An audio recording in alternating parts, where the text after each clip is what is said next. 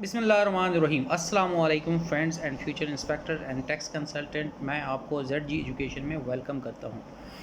तो आज हम, जैसा कि आप जानते हैं कि पार्ट 10 ऑफ चैप्टर 3 स्टडी कर रहे थे, जो कि टैक्स क्रेडिट के साथ डील करता है। इसमें से इनिशियल कुछ सेक्शन हमने पढ़ लिए थे। आज हम सेक्शन 62A को कंटिन्यू करेंगे।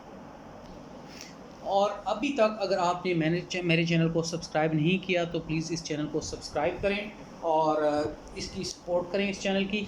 और साथ साथ अगर आपको मेरी वीडियो में या मेरे लेक्चर में कहीं कोई प्रॉब्लम नज़र आता है या आप किसी कोई चेंज करना चाहते हैं या कोई जो है ना आप फीडबैक देना चाहते हैं तो प्लीज़ मैं ओपन हूँ, आप मुझे बताएं ताकि मैं अपने आप को इम्प्रूव करूँ। अब बाज़ लेक्चर में कोई गलती हो जाती है या कोई और किसी किस्म की चेंज होती है तो मुझे बड़ी खुशी होती है कि मेरे जो दोस्त हैं या जो मेरे स्टूडेंट हैं वो कमेंट्स में मुझे बताते हैं। इससे क्या हो जाता है, इम्प्रूवमेंट का एक मौका मिलता है। तो खैर हम इसको बाकायदा से स्टार्ट कर रहे हैं सेक्शन 62A को, जो कि टैक्स क्रेडिट है for investment in the health insurance. देखिए सादा सी बात है, जो क्रेडिट के जो रूल हैं, कोई भी कंस्ट्रक्टिव काम आप करेंगे जिससे सोसाइटी को बेनिफिट हो या ओवरऑल वेलफेयर का काम हो या जिससे गवर्नमेंट का कोई लोड कम हो या प्रेशर कम हो, तो इसके नतीजे में गवर्नमेंट आपको टैक्स क्रेडिट देगी। अब जिस तरह के आप हेल्थ इंश्योरेंस में कंट्रीब्यूशन करते हैं तो इससे आपकी हेल्थ के जो एक्सपेंसेस होते हैं वो सिक्योर हो जाते हैं, तो गवर्नमेंट इसको इनकरेज करती है। मुझे अच्छी तरह याद है जब यूएसए में ओबामा हेल्थ केयर प्रोग्राम था तो इसमें कुछ लोगों ने एतराज़ किया था कि ये क्या वजह है, गवर्नमेंट को इसमें इतना सीरियस क्यों ले रही है कि लोगों से कंपलसरी ये हेल्थ इंश्योरेंस प्रोग्राम साइन करवा रही है। तो इस सिलसिले में गवर्नमेंट का ये मौक़िफ़ था कि देखें, अगर ये लोग इंश्योर्ड नहीं होंगे, इनसे कंट्रीब्यूशन नहीं लिया जाएगा, तो फिर जब भी इमरजेंसी सिचुएशन होगी या नॉर्मल हालत में ये बीमार होंगे तो इन्होंने गवर्नमेंट हॉस्पिटल ही जाना है। तो अब जो एक्सपेंसेस होंगे वो गवर्नमेंट मीट करेगी, तो इससे बेहतर नहीं है कि इनसे थोड़ा बहुत प्रीमियम ले लिया जाए और इससे, ताकि ये अपने खर्चे जो होंगे हेल्थ के कुछ ना कुछ या उसका कुछ ख़ास हिस्सा कम से कम वो खुद बियर करें। तो बिल्कुल ऐसी ही यहाँ सिचुएशन है। तो खैर हम ज़रा थोड़ा सा इसको बाकायदा से स्टडी करते हैं। A resident person other than a company shall be entitled to a tax credit for a tax year in respect of any health insurance premium or contribution paid to any insurance company registered by the Securities and Exchange Commission of Pakistan under the Insurance Ordinance 2000, provided that the resident person is deriving income chargeable to tax under the head salary or income from business। देखिए, कोई भी resident person है, resident person की definition आपको अच्छी तरीके से याद होगी। अब अगर लेकिन वो कंपनी नहीं होना चाहिए, ठीक है, तो फिर वो हेल्थ इंश्योरेंस की किसी प्रोग्राम में इन्वेस्टमेंट करता है, कोई किसी किस्म का प्रीमियम पे करता है या जो इनकी एनुअल फ़ीस होती है वो पे करता है, तो उस फ़ीस के लिए वो टैक्स क्रेडिट का हकदार होगा। लेकिन कंडीशन ये है कि जिस कंपनी के साथ या जिस ऑर्गेनाइजेशन के साथ वो अपनी हेल्थ को इंश्योर करवा रहा है वो securities and exchange commission of Pakistan से अप्रूव्ड हो और सिक्योरिटीज़ इंश्योरेंस ऑर्डिनेंस 2000 के अंडर वो, ये नहीं कि कंपनीज ऑर्डिनेंस या किसी और लॉ के अंडर जो है ना वो सिक्योरिटी SCCP से रजिस्टर्ड हो, वो इंश्योरेंस ऑर्डिनेंस 2000 के तहत रजिस्टर्ड होनी चाहिए। तो फिर उसको जो है ना हेल्थ का यानी कि इसमें क्रेडिट मिलेगा। लेकिन साथ कंडीशन ये है कि भाई वो जो पर्सन है उसकी इनकम कहाँ से होनी चाहिए, उसकी इनकम होनी चाहिए ईदर फ्रॉम सैलरी और फ्रॉम इनकम फ्रॉम बिजनेस। अगर वो इन सोर्सेज से अपनी इनकम अर्न कर रहा है तो फिर उसको टैक्स क्रेडिट मिलेगा। अब बात यह है कि अब इतना तो बात वाज़ेह हो गई कि उसको टैक्स क्रेडिट मिलेगा, लेकिन पॉइंट ये है कि कितना मिलेगा। इसकी कैलकुलेशन के लिए हमारे पास एक कन्वेंशनल फार्मूला है जो कि है A/B × C। अब A क्या चीज़ होती है, अगर देखें सबसे पहले आप अपनी टैक्सेबल इनकम देखते हैं। किसी किस्म का क्रेडिट लिए बगैर आपने अपनी टैक्सेबल इनकम डिटरमिन कर ली, फ़र्ज़ करें कि वो 10 लाख रुपए बन रही है, तो 10 लाख रुपए आपकी टैक्सेबल इनकम बन गई, तो वो यहाँ आपकी वैल्यू B बन जाएगी। इस फार्मूले में वो B का रोल प्ले करेगी। और A क्या होगा, आपका उस टैक्सेबल इनकम के ऊपर जितना आपका टैक्स बन रहा है किसी किस्म का क्रेडिट लिए बगैर, तो वो आपका A बन जाएगा। अब C जो है ये लेसर ऑफ है, मतलब 2 या 3 आपके पास केसेस हैं, उनमें से जो सबसे कम वैल्यू होगी वो आपकी C बन जाएगी। जैसे कि टोटल कंट्रीब्यूशन और the premium paid by the person refer to in sub section 1। अब बात यह है कि उस शख्स ने जिसको रेफर किया गया सेक्शन 1 में जितनी भी कंट्रीब्यूशन की है वो सारी की सारी ले लें। मिसाल के तौर पर आपने 1.5 लाख की कंट्रीब्यूशन की। दूसरे नंबर पर चलें 1.5 लाख नीचे भी लिखा है, इसको हम चेंज कर लेते हैं, 1 लाख की कंट्रीब्यूशन की। सेकंड बी क्या कह रहा है, 5% of the person taxable income for the tax year. जितनी आपकी टैक्सेबल इनकम है उसका 5% ले लें। अब आपकी इनकम हमने ली थी 10 लाख, तो 10 लाख का 5% लेते हैं, वो 50,000 आ गई है।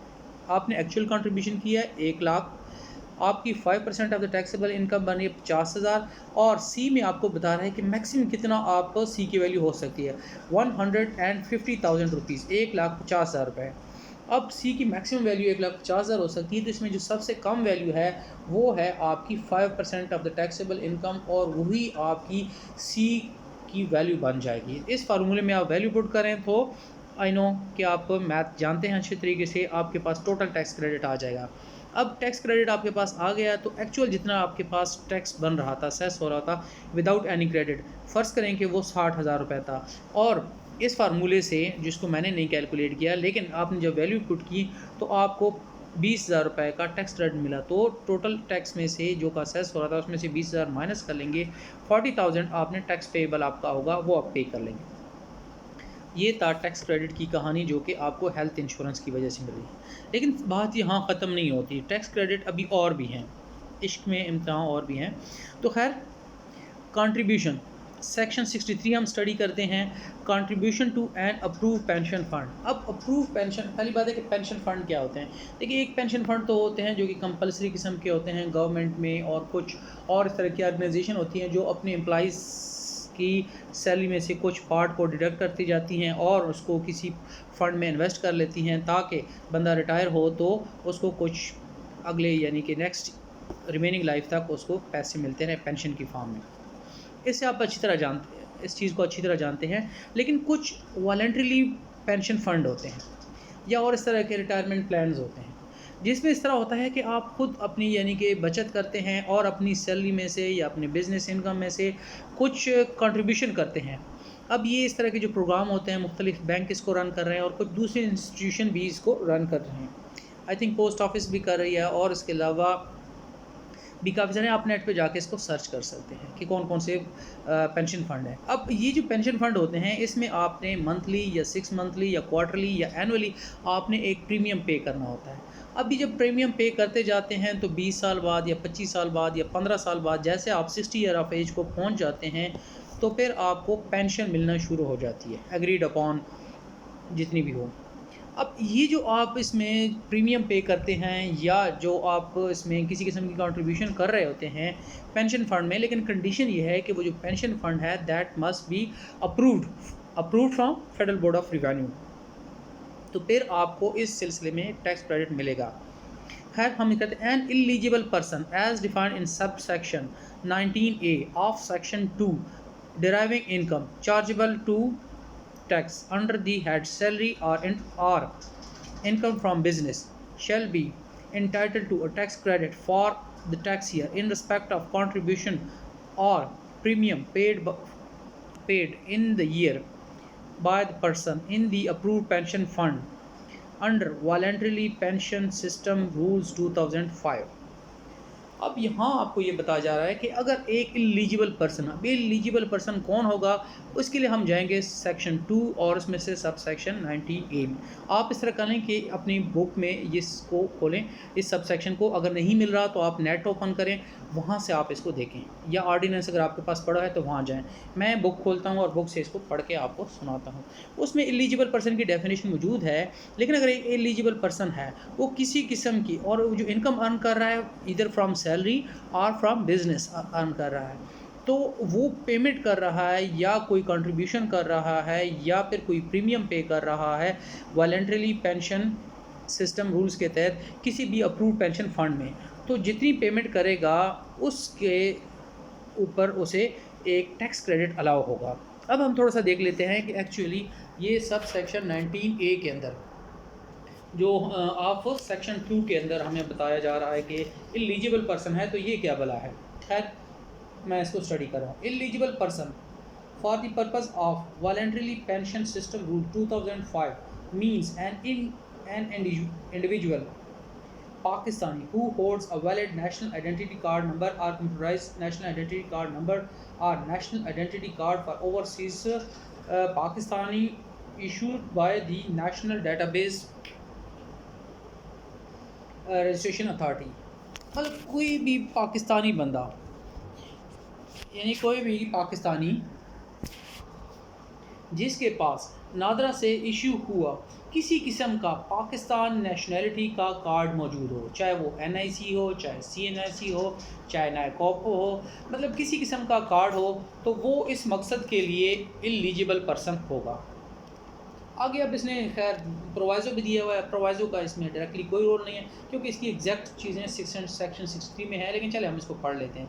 Provided that the total tax credit available for the contribution made to the approved pension or the annuity scheme or approved pension fund under voluntary pension system rules 2005 should not exceed the limit prescribed or specified in section 63। अब section 63 में जो limit दी गई है उस limit के मुताबिक ही आपको tax credit मिल सकता है। खैर वो तो हम सेक्शन 60 पढ़ रहे हैं, इसमें देख लेते हैं कि क्या इसमें हमारे पास लिमिटेशन है या क्या एक्सेप्शन है कि किस लेवल पर और कितना हमें टैक्स क्रेडिट मिल सकता है।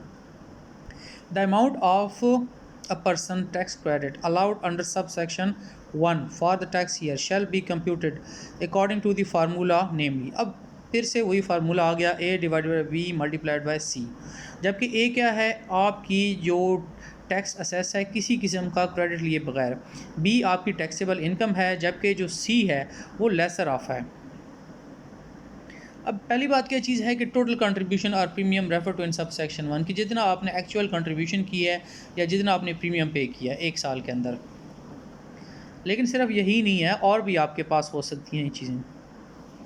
20% of the eligible persons taxable income for the relevant tax year. आप उस साल के लिए आपकी जितनी भी टैक्सेबल इनकम थी उसका 20% maximum, provided that an eligible person joining the pension fund at the age of 41 years or above during the first 10 years starting from July 1st 2006 shall be allowed additional contribution of 2% per annum for each year of age exceeding 40 year, provided further that the total contribution allowed to such pension shall not exceed 50% of the taxable income of the preceding tax year।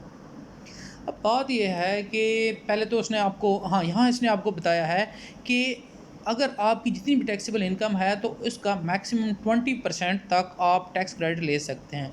बेशक आप जितनी मर्ज़ी contribution करें, लेकिन 20% से ज़्यादा की contribution के ऊपर क्रेडिट यानी कि जो C की वैल्यू नहीं हो सकती। मिसाल के तौर पर आपकी जो टैक्सेबल इनकम है एक्सक्यूज़ मी वो 10 लाख है, अब आपने 3 लाख रुपए पे किए हैं, लेकिन आपको 20% से ज़्यादा C की वैल्यू मिलेगी नहीं, तो 2 लाख ही आपके लिए मैक्सिमम लिया जाएगा। लेकिन आगे कुछ कंडीशन है कि देखिए एक ऐसा शख्स है जिसकी 41 ईयर से ज़्यादा एज हो चुकी है, तो अब इस ऐसे शख्स को इनकरेज करने के लिए कि गवर्नमेंट चाहती है कि भाई ये लोग जो है ना वो क्योंकि रिटायरमेंट की एज के करीब हो रहे हैं, तो इनको लाजमी तौर पर इस तरह की स्कीम में हिस्सा लेना चाहिए। इसको इनकरेज करने के लिए इन्होंने जो मैक्सिमम लिमिट है जिसके ऊपर आप को क्रेडिट अलाउ है, यानी कि जो C की वैल्यू है उसको बढ़ा दिया गया है। और कितना है, हर साल के ऊपर आपको 2% मज़ीद मिलेगा। मतलब अगर आपकी 42 ईयर एज है 41 ईयर एज है तो आपको 2% एक्स्ट्रा यानी 20 के बजाय 22% की C की वैल्यू आप ले सकते हैं टोटल टैक्सेबल इनकम की। अगर आपकी 44 ईयर एज है तो इसका मतलब है 4 ईयर आपके पास एक्स्ट्रा हैं, तो हर ईयर के ऊपर आपको 2%, मतलब क्या हुआ कि आप 28% तक मैक्सिमम ले सकते हैं आप टैक्सेबल इनकम का 2% C। तो अगर आपने 3 लाख पे किया है तो आप 2,80,000 तक C की वैल्यू ले सकते हैं। इस तरीके से मज़ीद भी बढ़ता जाएगा, लेकिन मैक्सिमम कितना हो सकता है, 50% से ज़्यादा नहीं कर सकते। इसमें यह है कि provided further that the total contribution allowed under shell not exceed 50% of the total taxable income of the preceding year. पिछले साल जितनी भी टैक्सेबल इनकम थी उसका 50% से ज़्यादा आप नहीं ले सकते। जैसा कि हम कह रहे हैं कि हर साल के ऊपर आपको मज़ीद 10% मिलेगा। Provided also that additional contribution of 2% per annum for each year of age exceeding 40% shall be allowed up to 30th जून 2019। अब 30 जून 2019 तक आपको 2% ये मिलता रहेगा, लेकिन इसमें कंडीशन थोड़ी सी चेंज हो गई हैं। Subject to condition that the total contribution allowed to such person shall not exceed 30% of the total taxable income of proceeding year. लेकिन पहले जो देखिए 2006 से शुरू हुआ था, पहले 10 साल आपको 2% एक्स्ट्रा मिल रहे थे हर साल के ऊपर, लेकिन 2016 के बाद ये कंडीशन जो है ना वो 50% वाली नहीं रहेगी, बल्कि ये आपके पिछले साल के जितनी भी टैक्सेबल इनकम थी उसके 30% से ज़्यादा आपको क्रेडिट नहीं मिलेगा। I think the point is clear. Transfer by the member of approved pension fund, approved employment pension और annuity scheme or approved occupational savings scheme of the existing balance to their individual pension account maintained with one or more pension fund manager shall not qualify for the tax credit in this section। अब फ़र्ज़ करें कि आपने ABC approved pension fund के साथ अपनी registration की, उनको आप प्रीमियम पे करते रहे और उनके पास आपकी ज़ाहिर है एक अमाउंट इकट्ठी हो गई। अब आपने क्या किया कि उनको कह दिया कि बस ठीक है यार, आपके साथ इतना काफ़ी है, तो आप मेरे जितनी भी अमाउंट बन रही है ये मुझे ट्रांसफ़र कर दें मेरे अकाउंट में, अब मैं इसको फ़र्दर अपने अंदाज़ में मैनेज करूँगा, चाहे मैं निकालना चाहूँ चाहे जो। या फिर आप क्या कर सकते हैं, किसी और पेंशन फ़ंड में इसको मूव कर लेते हैं, तो इस सूरत में आपको इसका टैक्स क्रेडिट नहीं मिलेगा मज़ीद।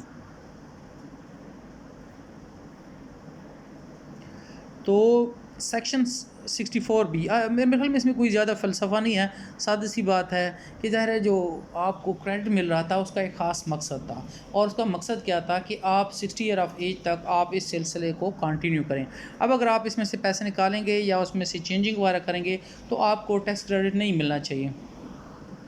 सब सेक्शन अब हम पढ़ेंगे सेक्शन 64B। ये है tax credit for employment generation by the manufacturers. आपने अक्सर देखा होगा कि जो कंपनीज़ होती हैं वो ये दावा करती हैं कि भाई हम एम्प्लॉयमेंट जनरेशन कर रहे हैं, इस सिलसिले में वो गवर्नमेंट से बेनिफिट लेती हैं। अब ये वाकई एक अच्छी चीज़ है कि देखिए एक कंपनी आई, उन्होंने अपना काम किया और उसमें लोगों को रोज़गार दे रहे हैं, तो उनको टैक्स क्रेडिट मिलना चाहिए। तो खैर हम इसको देखते हैं कि ये क्या चीज़ है। Where tax payer being a company formed for establishing and operating a new manufacturing unit sets up a new manufacturing unit between the first day of July 2015 and the 30th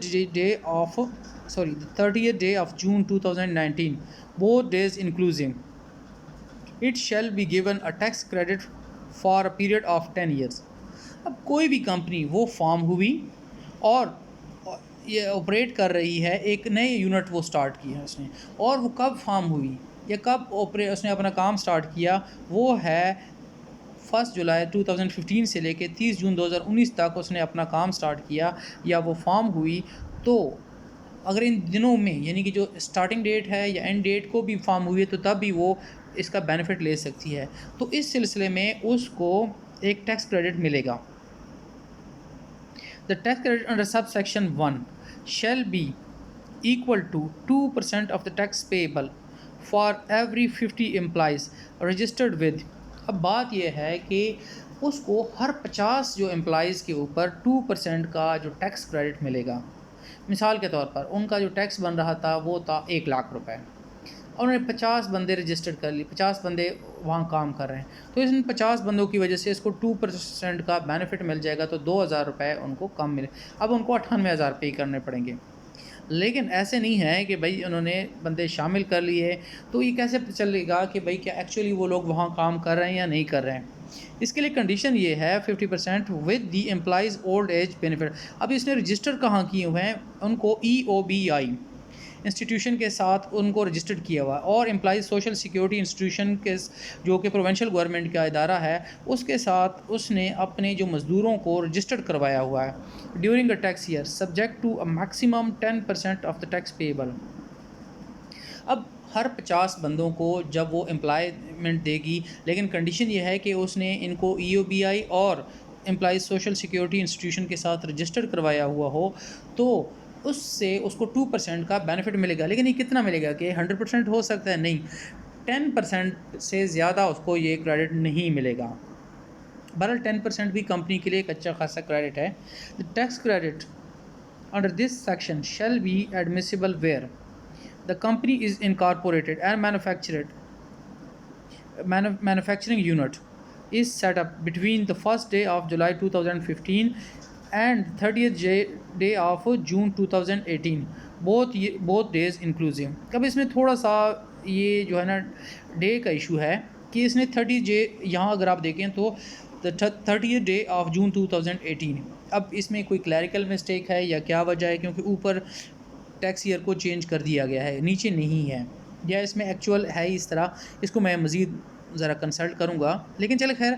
अब वो जो कंपनी है इन dates के दरमियान में form होनी चाहिए। उससे पहले वाली या उसके बाद वाली अगर कोई कंपनी स्टार्ट होती है तो उससे बेनिफिट नहीं ले सकती। असल में इसको कहते हैं पॉलिसियों का जो तसलसल होता है, या गवर्नमेंट की जो चेंजिंग होता है। ठीक है, गवर्नमेंट की अथॉरिटी है कि वो हर साल इनकम टैक्स ऑर्डिनेंस को चेंज कर सकती है, लेकिन इससे ये हो जाता है पैरिटी नहीं रहती है। देखिए, एक कंपनी है वो इसे कुछ अर्सा पहले बनी है, 5 दिन पहले बनी है या 10 दिन बाद बन रही है, तो वो इससे बेनिफिट नहीं ले सकती। बी, इन दिनों के दरमियान अगर वो कंपनी फॉर्म हुई है तो तब वो बेनिफिट ले सकती है, और वो मैन्युफैक्चरिंग यूनिट है। एम्प्लॉइज़ मोर देन 50 ये क्या, employees more than 50 employees in a tax year registered with the employees old age benefit institution or employees social security। अब वो जो एम्प्लॉइज़ हैं उसको उसने रजिस्टर भी करवाया हुआ, ये नहीं कि डेली वेजेस पे आ रहे हैं जा रहे हैं, ठेकेदारी वाला काम शुरू किया हुआ है और गवर्नमेंट से वो बेनिफिट ले रही है। उसने इन अपने मज़दूरों को या जो एम्प्लॉइज़ हैं उसको रजिस्टर करवाना है इन इदारों से। Manufacturing unit is managed by company formed for operating the said manufacturing unit and registered under the Companies Act 2017 and having registered office in Pakistan। अब कोई ऐसी फॉरेन कंपनी नहीं है, बल्कि वो जो कंपनी है कंपनीज एक्ट 2017 के तहत रजिस्टर्ड हुए हैं और एक मैन्युफैक्चरिंग यूनिट है, और उसका पाकिस्तान के अंदर एक रजिस्टर्ड ऑफिस होना चाहिए। ये तीनों कंडीशन अगर वो फुलफ़िल करेगी तो वो इससे बेनिफिट ले सकती है। एक और चीज़ भी है, the manufacturing unit is not established by splitting up or reconstruction or reconstitution of an undertaking in existence or by transfer of the machinery or plant of an undertaking establish in Pakistan at any time before the first July 2015। अब जिस तरह के मैंने बताया है कि भाई ये जो बेनिफिट है ये इन डेट्स के दरमियान जो कंपनी फॉर्म होगी वो ले सकती है। अब इससे पॉसिबिलिटी क्या हो सकती है कि कंपनी है वो पहली पाकिस्तान में काम कर रही है, अब वो समझती है कि क्यों ना मैं इस टैक्स क्रेडिट से बेनिफिट लूँ, तो इस सिलसिले में वो क्या कर सकती है कि उसी पिछली कंपनी को स्प्लिट कर देती है और एक नई कंपनी फॉर्म कर लेती है ताकि वो टैक्स बेनिफिट ले सके, या अपने आप को रिकन्स्ट्रक्ट कर लेती है, रिकन्स्टिट्यूट कर लेती है, या अपनी मशीन यहाँ से भिजवा देती है, एक और कंपनी फ़र्जी बना लेती है और पिछली कंपनी वाइंड अप। असल में वही लोग होते हैं लेकिन नए old wine in new bottle. ऐसे नहीं चलेगा। अगर ऐसा हुआ तो ये किस्म का, देखें आप टैक्स फ्रॉड उसमें से आ रहे हैं। खैर आप ये तो नहीं कि टैक्स फ्रॉड के सेक्शन लगेंगे, लेकिन मतलब क्या हुआ कि इन लोगों को इस अपॉर्चुनिटी से आपने वो रखना है। और ये पहली बात, हाँ मैं आपको बताना भूल गया कि मैक्सिमम 10 ईयर्स तक है। नई कंपनी जो फॉर्म होगी पहले 10 साल तक उसको ये बेनिफिट अलाउ होगा। Where any tax credit allowed under this section. और अच्छा, ये खैर इस सेक्शन को मैं, लंबा सारा सेक्शन है मैं नहीं पढ़ता, कि अगर आपने इस तरह हुआ कि कंपनी थी ABC, उसने बेनिफिट लिया, उसके पास कुछ एम्प्लॉइज़ थे, फ़र्ज़ के 200 एम्प्लॉइज़ थे, तो 200 एम्प्लॉइज़ के हिसाब से उसको 8% का बेनिफिट मिला। अब वो जो 8% का बेनिफिट है वो इसने ले लिया, 2020 में भी ले लिया, 2021 में भी ले लिया। अब 2022 में जाके टैक्स ईयर 2022 में जाके कमिश्नर को पता चलता है कि ये जो बेनिफिट लिया गया है या टैक्स क्रेडिट लिया गया है ये असल में कुछ, जिसको मैं आपको 2 नंबर किस्म का तरीका कह सकता हूँ, वो लिया गया है। असल में ये जो ABC कंपनी है ओरिजिनल में XYZ कंपनी थी, जिसको रिकन्स्टिट्यूट किया गया या रिकन्स्ट्रक्ट किया गया या उसका नाम चेंज किया गया तो एक्चुअली ये क्या अच्छी एक पुरानी कंपनी है जिसको ये बेनिफिट नहीं मिलना चाहिए था। तो फिर क्या होगा, यही समझा जाएगा कि जो टैक्स क्रेडिट लिया गया ये बिल्कुल गलती से लिया गया, और वो टैक्स क्रेडिट क्या हो जाएगा, उनकी टैक्सेबल टैक्स में ऐड हो जाएगा, और जितना टैक्स रहता होगा तो वो कंपनी से वसूल किया जाए। मिसाल के तौर पर एक कंपनी जिसका टैक्स बन रहा था 1 लाख रुपए, अब उन्होंने 8% का बेनिफिट ले लिया 8,000 रुपये का। अब बाद में पता चल गया तो वो 8,000 रुपये उनकी इनकम में टैक्स में ऐड हो जाएंगे। तो कितनी शॉर्ट पेमेंट की है टैक्स की, वो की 8,000, तो 8,000 उस कंपनी से वसूल किए जाएंगे। For the purpose of this section a manufacturing unit shall be treated to have been set up on the date on which manufacturing unit is ready to go into production, whether trial production or commercial production। अब बात ये है, जिस तरह हमने कहा कि भाई एक मैन्युफैक्चरिंग यूनिट है जिस दिन फार्म होगी। अब यहाँ थोड़ा सा एक इशू आ जाता है कि एक कंपनी है, हो सकता है कि वो स्टार्ट हुई 25 जून 2000 या 25 मई 2015 को, उसने अपना सेटअप वगैरह सब कुछ बना लिया, लेकिन इसने एक्चुअल प्रोडक्शन स्टार्ट नहीं की। एक्चुअल प्रोडक्शन वो 2015 के फ़र्ज़ करें कि जुलाई 15 को स्टार्ट करता है या अगस्त में स्टार्ट करता है, तो वो फिर कह सकता है कि भाई मैंने तो एक्चुअली कंपनी तो फॉर्म की है बाद में, तो मुझे इसका बेनिफिट मिलना चाहिए। तो इसकी डेफिनेशन लॉ में पहले से होनी चाहिए ताकि कोई डिस्प्यूट ना राइज़ हो। अब इस सिलसिले में कहा जाएगा कि कैसे पता चलेगा कि कंपनी मैन्युफैक्चरिंग यूनिट वो फॉर्म हो चुकी है। इसके लिए ये है कि जब भी unit is ready to go into production, कि यूनिट प्रोडक्शन में जा सकती है। अब ज़ाहिर है अगर बिल्डिंग बन रही है, प्लांट पूरी तरह नहीं लगा हुआ, तो इसका मतलब है कि वो तो प्रोडक्शन में नहीं जा सकती, लेकिन अब उसने पूरा सेटअप बना लिया है, वो अपनी प्रोडक्शन स्टार्ट कर सकती है, तो उस दिन से उसको फॉर्म समझा जाएगा। अब वो चाहे ट्रायल प्रोडक्शन तैयार कर सकती हो, दे सकती हो, या कमर्शियल प्रोडक्शन दे सकती हो। आज के लिए इतना काफ़ी है।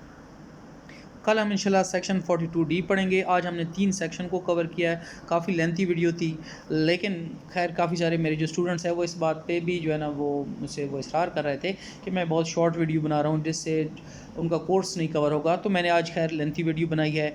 आपने इस वीडियो को गौर से देखना है, और फिर उसके बाद जब आपको एक दफ़ा चीज़ समझ आ जाए तो आपने इसको सेक्शन को कम से कम 2 से 3 दफ़ा पढ़ना है। आज के लिए इतना काफ़ी है। दुआ में याद रखिएगा। मुलाकात होगी इंशाल्लाह नेक्स्ट वीडियो में। अल्लाह हाफ़िज़।